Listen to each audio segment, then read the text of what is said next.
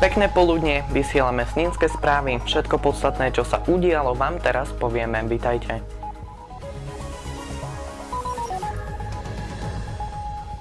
Minulý týždeň v stredu večer zadržali policajti hraničnej a cudzineckej kontroly v lesoch obce Ubľa dvoch Gruzíncov. Ich prekročenie zachytili bezpečnostné kamery.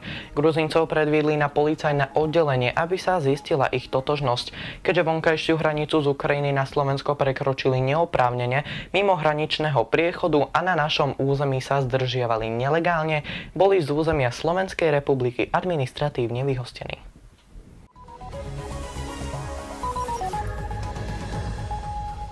Mesto Snina vyhlásilo verejnú súťaž na veľkú opravu ciest a chodníkov. Z rozpočtu mesta sa na opravy vyčlenil 1 milión eur. Obnoviť by tak mesto chcelo viac ako tretinu všetkých ciest, chodníkov či parkovísk. S prácami by mesto chcelo začať už na jeseň. Ak to však počasie nedovolí, práce sa odložia na jar budúceho roka. Ako informoval primátor mesta Štefan Milovčík, pred rekonštrukciou chodníkov a ciest predchádzala oprava verejného osvetlenia či položenie nových optických káblov, aby sa neskôr nemuseli ničiť nové chodníky.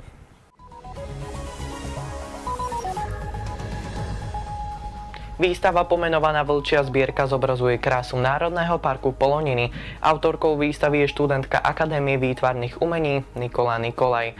Ako informovala dokumentátorka Mestského kultúrneho a osvetového strediska Žofia Čopová, autorka už dlhodobo hľadá spôsob, ako vyrovnane žiť v miery so svojím prostredím. Autorka tiež chce dosiahnuť v živote spojenie svojho života s umením, ale tiež ako rozvíjať cez umenie našu spoločnosť. Výstava bude pre verejnosť prístupnená do 7. septembra.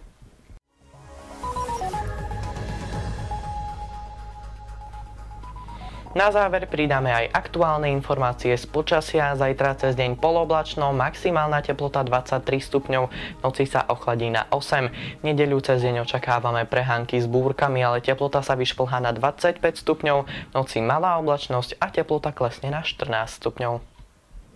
Na dnes to je všetko, prajeme vám ešte pekný víkend a teším sa na vás opäť o týždeň v piatok o 12:00. Majte sa pekne, dovidenia.